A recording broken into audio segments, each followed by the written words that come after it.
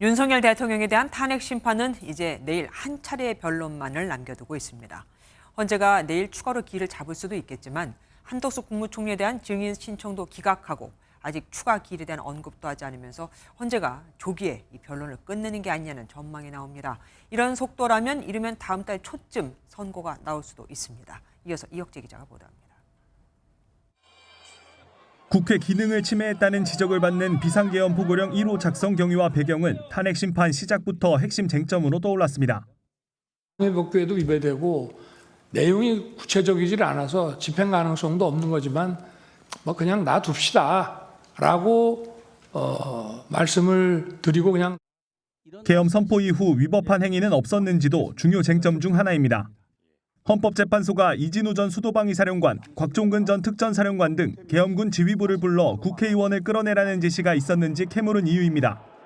특히 정치인 체포 지시는 국회 측과 윤 대통령 측이 사실관계를 두고 치열하게 다툼을 이어가고 있습니다.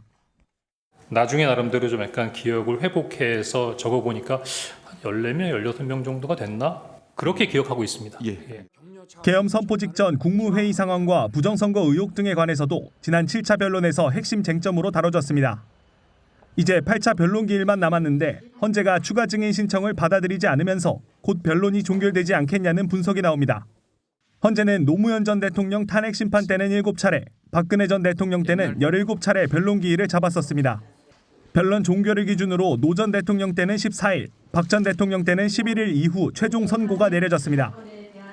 헌재가 변론이 언제 끝날지 아직 정해진 바 없다고 밝힌 가운데 이달 말 변론이 종결될 경우 윤석열 대통령 탄핵 심판은 3월 초쯤이면 선고가 날 것으로 전망됩니다. MBN 뉴스 이혁재입니다.